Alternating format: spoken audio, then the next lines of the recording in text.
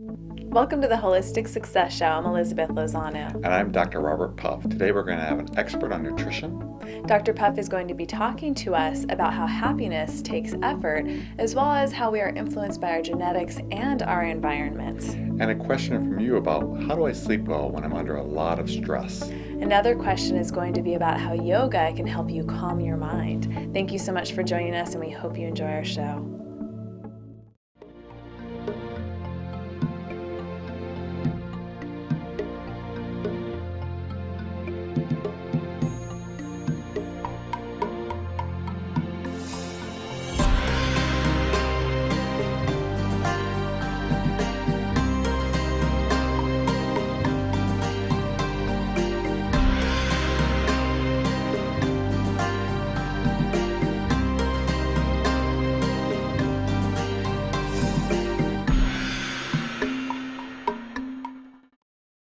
What is the key to happiness? Is it success? Is it money? Is it finding your soulmate? Is it living in a beautiful home? Is it having the perfect job? Is it having the most beautiful body? What is the key to happiness? I believe it's one thing: earnestness. You have to, with all your heart, with all your soul, with all your mind, pursue it and make that your goal, to be happy. And why earnestness is so important, because there are many, many things that pull you away from it. Immediate gratification, drugs, alcohol, relationships that aren't good for you, eating foods that aren't healthy for you. There are many, many things that keep you from being happy. And until you change those, you really can't be happy. So you have to say, first and foremost, I want to be happy. Then what you do is you use gentleness. Gentleness is very important in the process of moving towards happiness. Of course, you're going to discover a lot of things that are keeping you from being happy. And when you discover those, now you say, okay, I need to change them, but I got to be nice to myself. So I'm going to change them a little bit. 5% rule I often talk about. Change them 5% today. Make better choices when you go to a restaurant, like order a salad. Hang out with friends that are kinder towards you. Don't watch the shows that make you depressed. Listen to music and say, is this uplifting music or is it kind of depressing music? And then make some changes. And then tomorrow make some more. And the next day make some more. And what happens is, with time, you'll find that you will become happier. There's a plethora of things you can turn towards: books, CDs, seminars, workshops, people out there talking like us about what is happiness. And just pursue them passionately. Pursue them with your heart and be earnest about them. Because if you're earnest about anything, you'll get it. And so what keeps us from that is other things that aren't part of our earnestness. We want to be happy, we want to just feel good right now. This isn't really related to happiness. You may, for example, be in a dysfunctional relationship that isn't good for you, but it kind of feels good, so you stay. You say, well, I know this relationship isn't good for me, so I need to work towards getting out of it. So you work towards that. And you keep surrounding yourself with more and more things that add to your overall happiness. But happiness is work. It is not easy. That's why I use the word earnestness. If you're earnest about it, perhaps not today, perhaps not in a week, but perhaps in a few weeks, you'll start finding, I am a little bit happier. I'm feeling better. And then what you'll find is, I'm doing a lot better. And if you keep moving in that direction, what will happen is happiness, instead of being something that's transient that every once in a while you experience, it becomes your natural state. And when you become happy, and you keep working towards it, it kind of like a snowball. It gets bigger and bigger and bigger. You want more of it and more of it. So you make your life across the board holistically happy, that we talk about in the show. So move in that direction. Be earnest about being happy, and you will reap the results that will just be beyond your imagination. Peace. Our first question this week is from Beth in Anchorage, Alaska. Lately I've been waking up in the middle of the night and can't get back to sleep. I'm not under a lot of stress, so I don't know why this is occurring. Can you help me? Beth, a lot of people struggle with waking up in the middle of the night and not being able to fall back to sleep. What keeps you from falling back to sleep when you're not under stress, like you said, is this thing right here. You start thinking, what if I don't get enough sleep? I need to sleep. I'm going to be exhausted tomorrow. And all these kind of negative worries start kicking in. So you really have two options. One is you can meditate. quiet the mind, just sit and meditate for a while. And then when you get relaxed and comfortable, just lie back down. And again, don't worry about falling back to sleep. Don't look at the clock, just lay there and be relaxed. The other thing is put on some headphones so you don't get distracted by the lights. And listen to music or an audio book. And that way your mind is focused on something else, and it's very easy to fall back to sleep. But if you're thinking about, I need to get back to sleep, or I'm going to be exhausted tomorrow, that's what's going to cause you to stay awake. So it's better to distract the mind or quiet the mind. And what you'll find is the rest and tranquility that comes from sleep will just come back, and you'll be back into your peaceful place, and you will be able to fall right back to sleep. What are your thoughts? You know, one of the things that I picked up on was in Beth's question, she said the word a lot. I'm not under a lot of stress, which signifies to me that there is some stress there, which for most human beings, we do struggle with stress from here and there, from different things in our lives.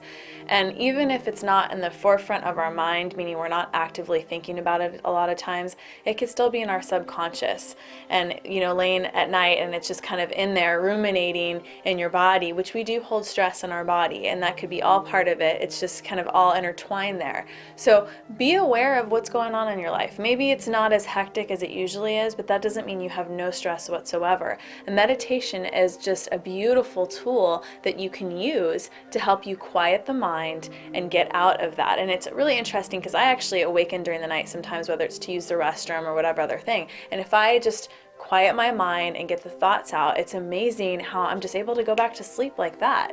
But when you get in that phase of really worrying about, oh my goodness, I've got 5 hours left, I've got 4 hours left, I better go to sleep, that doesn't help you any. And I would actually encourage her as well, if you're up and you're not going to bed, get up and do something productive. Because if you're up anyway, guess what? That energy will be expelled elsewhere.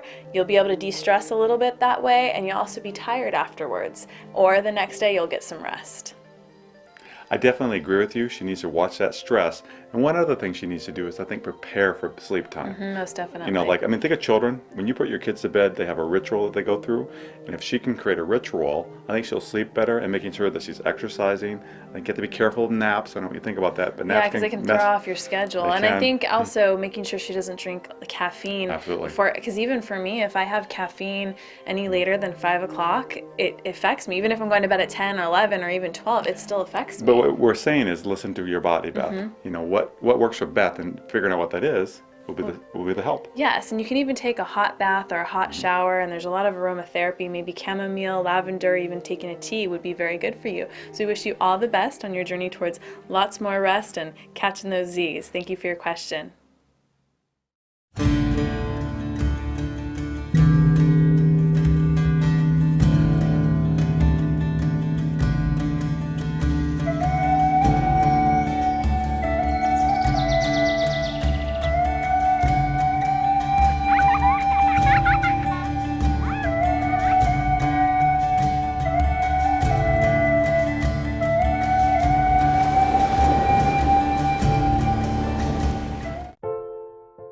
Tranquility and peace. Find freedom and relaxation no matter where you are or who you're with. Be still, be free. Meditation for Health and Happiness, available at www.holistichealth.tv. Are you or someone you love struggling with depression, anger, or anxiety? Have you suffered a loss, or are you struggling to keep your relationship alive? Do you have a child or teen who needs help? You don't have to face it alone. We are here to help you create the change you need in your life to be happy again. Visit us at www.ocmentalhealthexperts.com for more information. Our guest today is Bonnie Presti. She's the founder of The Sensitive Diner, and she's a certified nutrition educator who specializes in food intolerance and allergies, and she's also written this cookbook, Allergy-Friendly Cooking. Welcome to the show. Thank you. So can you talk to us a little bit about what a sensitive diner is and how somebody might know that they struggle with this? Sure. Well, the Sensitive Diner is actually the name of the company, but I called it that because there are so many people out there who actually suffer from food allergies or food intolerances of one type or the other. So if somebody does struggle with food allergies or sensitivity, you would think that they would know what it is, but sometimes people maybe aren't as in tune with their body as they need to be. So what are some symptoms or signs that people might have that they should be aware of? Well, Elizabeth, you'd be really surprised at some of the symptoms and signs because people are so unaware of what's happening. And the main reason is with a food intolerance, you can have a reaction 72 hours after eating a food. And I don't know about you, but I don't remember what I ate 3 days ago. Well, because our natural, I think, instinct is to think, what did I eat last? Exactly. And frequently that is true that, for example, if I ate something, if I had a salad with soybean oil on it, I would react within about 20 minutes. But other people don't react as quickly. And so there could be something, a day later. For example, if somebody eats a dairy product that they're sensitive to, it could take 12 hours before they start feeling the gas and the bloating or the headaches or some other symptoms. Now, I've noticed even in myself, there's some things even from dairy products, which I love dairy products, but at the same time, I get stuffy in my nose sometimes. And you don't really, I think when you're eating dairy products, you think that if you have an intolerance, it's going to be in your stomach, but it comes in other ways, doesn't it? Exactly. So what are some of the other ways besides stomach issues that people can kind of manifest allergies or sensitivities to food? There are many, many different ways in affecting all different systems in your body, ranging from the nervous system.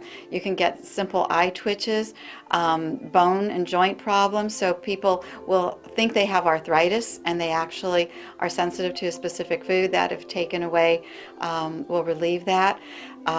Infertility problems. Very, very common. Autistic kids, ADHD kids have food sensitivities or allergies. I've heard a lot with them is like the wheat and the gluten. A lot Absolutely. With them. And dairy and products. Dairy as well. Yeah. There's about 8 foods, or I actually include the list 10 foods that cause most of the problems. So once we kind of eliminate those, then there are other things as well that we look at, and there are families of foods that cause people problems that we have to be careful with. But other signs and symptoms, people can have headaches, severe headaches, or insomnia, or people who, 2, 3 o'clock in the afternoon are falling asleep and they're not sure why. I've had patients come to me, and after figuring out what the food intolerance was, all of a sudden their energy level increases and they say, my focus, my concentration is totally different. I can do my job again. That is so remarkable. So instead of just popping some caffeine, it actually has a lot to do with what we're actually putting into our body. And caffeine, I don't know about you, but I noticed that there's this and then there's that. But if you can find the root cause for it, that's huge. Now, I don't know about you guys, but I was curious about that list that you have, and maybe we can't get to all of them, but if you can list some of the foods that are, you said there was a list of 10, and then there's also families of foods. Can you talk about some of that? Sure. So the top foods that cause 90% of the allergies are wheat, dairy, soy, egg, fish, shellfish, nuts, tree nuts, and then I add also sugar, and I forgot my last one. I guess that means you're human. But you gave us a lot, and I'm sure there's more that people can find on your website anyway. Yes. So I know some of those foods, it's hard because we love some of those foods, right? But is there a substitute for some of these things? Because, you hear wheat and gluten and egg, and I think, how do you make pasta? Right? So what are some ways that people can still eat foods that they enjoy, or, types of foods that they enjoy, but without the sensitivities in their bodies? Well, believe it or not, you can still eat pasta, even though you have a gluten sensitivity. And the reason you can is because you can have a brown rice pasta, or you can have a quinoa pasta. And what's quinoa? Quinoa is a grain, which is actually a complete protein all in itself. So vegetarians, for example, if they want to have a complete protein, they would combine rice with some beans or some legumes.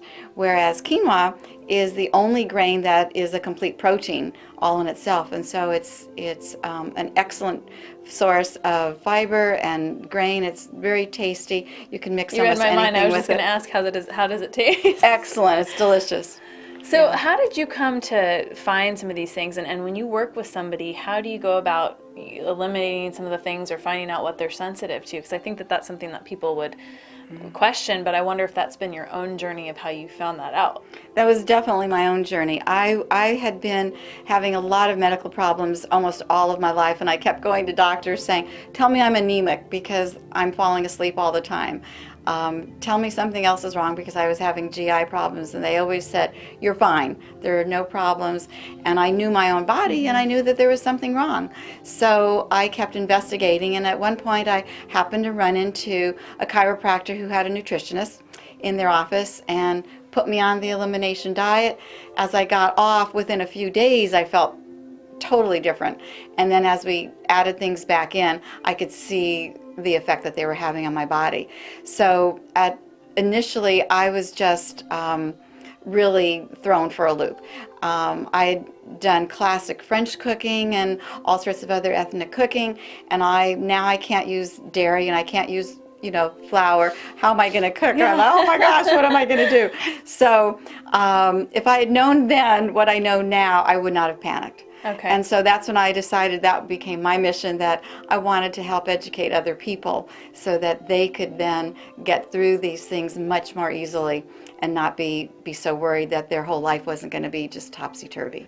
It's so funny. It's so appropriate that we're having you here today, because my husband and I were actually just having a conversation last night, because he actually has some food sensitivities as well, and we're trying to figure out what that is. And you said that you work remotely, which is great, not only Yes. for us, but for people out there. And if people want to get a hold of you or a hold of this book, which I know I'm taking home with me tonight, how can they do that? Okay, they can get hold of the book a couple of ways. One is on my website, you can order it, and a second way is on Amazon if you search on my name or the company name. And your website is? thesensitivediner.com. And then you have an email address that they Yes, can reach you at. Bonnie@thesensitivediner.com. Thank you so much for being a guest on our show. Thank you. Not feeling the way you want to feel? Isolated? Worried? Frustrated? Or is your child struggling? There are lots of labels. Our body is a system. It can affect our feelings. Sometimes you need a little help to understand what is happening, to make a plan for improvement, to take control of your body and mind.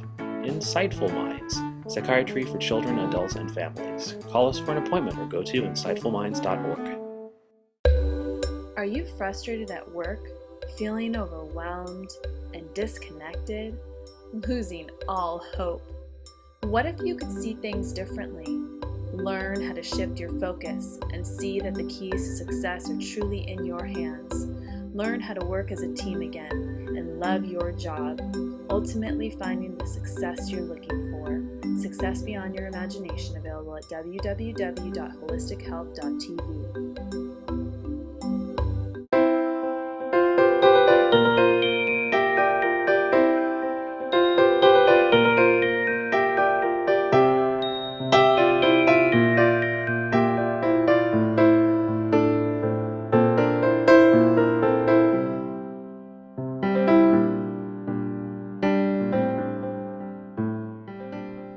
How to Live a Positive Life, available at www.holistichealth.tv. When we have problems, any problems, there are actually two components to a problem. One is genetics, the other is environmental.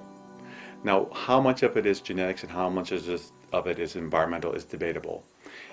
Well, in regards to genetics, scientists believe there's between 10 to 50, 60% of it is caused by your genetics. You don't have any choice. You really can't change it.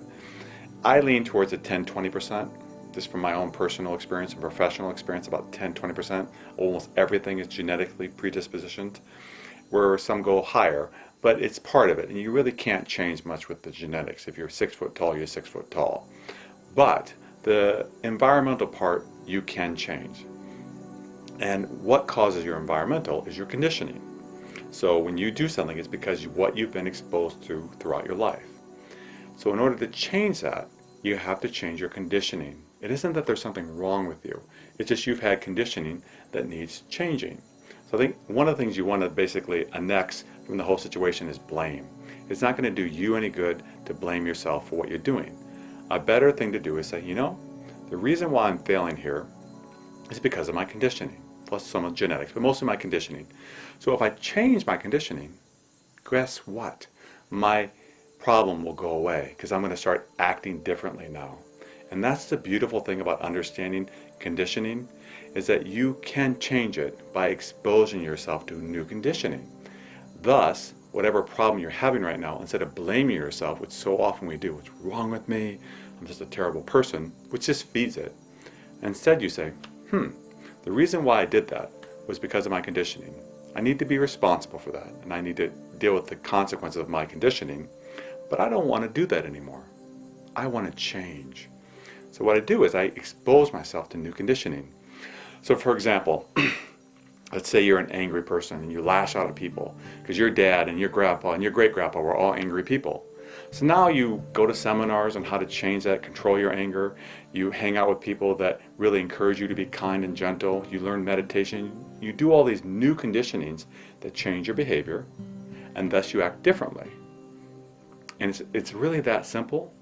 And the beautiful thing about this is you lose the shame, you lose the guilt, which really doesn't help.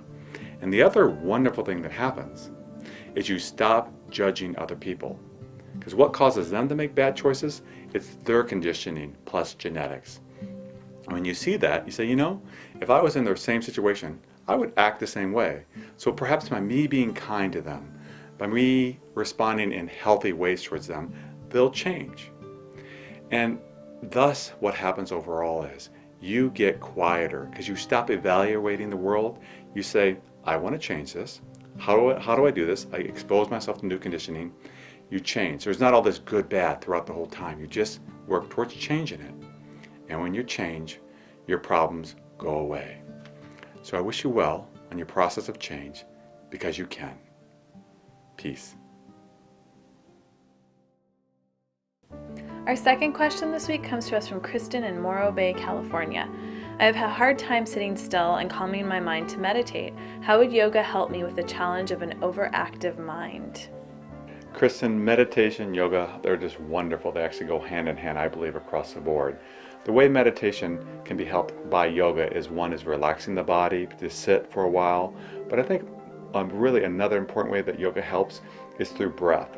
Meditation is about watching your breath, and so is yoga. When you do yoga, you always are supposed to watch your breath with your asanas, which are your stances, the way you stand and the way you stretch. And as you're aware, awareness being the key word there, as you're aware of your body and aware of your breath, what happens is you become really in tune with your body. So when you get into meditation, the same thing happens. That monkey mind of yours, instead of going all over the place, has gotten used to being quiet. It's gotten used to being still through your yoga experiences. So when you meditate, not only is your body prepared, but your mind is prepared too. And because there's so much breath work in yoga, you apply that to meditation, where again, breath work is correlated directly with meditation because you're using your breath to quiet the mind, to still the mind. And since the two are tied together, they can really be complementary in your growth process. What are your thoughts? I know that yoga and meditation can be really difficult for somebody at the start, especially if you have an overactive mind, which many of us do. But I think it's helpful to know that a lot of other people struggle with that as well. And I was recently reading a book on meditation, lent to me by Dr. Puff, and it was talking about how many of us, it doesn't matter if you're a seasoned meditator or you're just beginning, will go through a process where you're sitting and maybe you're free of thought for a couple seconds, or if you're lucky, a couple minutes, and then all of a sudden you have a memory of like, I have the perfect gift for my friend Roger. I can get him this. And then you start thinking about all these things and you end up somewhere else and you realized, oh my gosh, I'm not even thinking, I'm not even being silent or being still. Or another thing is you're being silent and you're being still, and then all of a sudden I'm being silent and still. Oh no, I'm thinking about being silent and being still. So know that it's not just you that goes through that. You have to be patient with yourself. I think with yoga, it's nice because it couples the body movement with quieting the mind and following the breath, and you have so much to focus on that it actually helps you quiet the mind. I don't know if you've ever tried holding some of those yoga poses and thinking at the same time. It doesn't work. You'll topple over. You really have to be focused, be still, and follow your breath. I think with yoga and meditation, the goal is, as she's talking about, quieting the mind. But that, I think, applies to everything in life. Quieting the mind and losing all the active commentary on life. We miss out so much on life because this mind is constantly saying, I want this, I don't want that, this is good and that is bad. And Yeah, that keeps we miss out on the beauty of life, the Yep. peace and tranquility of life. But also, you and I actually often talk about, if you want to be successful, what is it that you have to do? quiet the mind. Quiet the mind and really get focused on what you're doing Be in the instead of zone. being in the zone. Whatever you're doing, focus on what you're doing, because so many of the time, I was talking to you about this the other day, is that it's almost like if you have a list of things that you have to take care of, many times we have this kind of franticness or stress, or we're thinking about the fact that we have all these other things to do, and we're not just present and still. And by being present and still, we're more successful, more peaceful, more tranquil, and happier too. Yeah, and the things that absolutely, and those things that you need to remember, you actually remember them better by not worrying about them. It's like they just come. Like, oh yeah, I rarely forget things because they just come to me, and even though I don't sit there and worry about them, it really helps. Yeah. Thank you so much for your question, and we wish you all the best on your journey towards stilling your mind. Are you or someone you love struggling with depression, anger, or anxiety? Have you suffered a loss, or are you struggling to keep your relationship alive? Do you have a child or teen who needs help? You don't have to face it alone. We are here to help you create the change you need in your life to be happy again. Visit us at www.ocmentalhealthexperts.com for more information.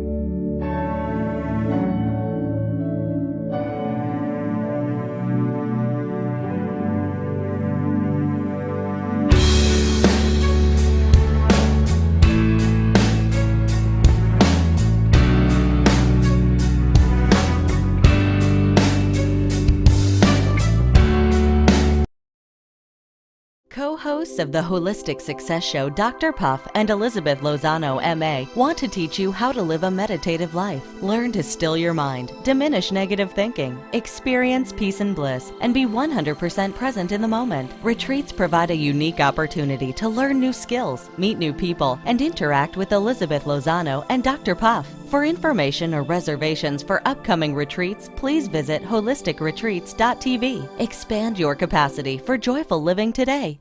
Our quote this week is by Mary Shelley. Nothing contributes so much to tranquilize the mind as a steady purpose, a point on which the soul may fix its intellectual eye. So honor your soul and discover your purpose. Thank you for joining us on the Holistic Success Show. If you've enjoyed this episode and you'd like to view some of our previous episodes, you can find them archived on our website or iTunes. And if you have a company and would like to learn about sponsorship opportunities, please visit our website. Thank you so much for joining us, and we hope you have a beautiful week.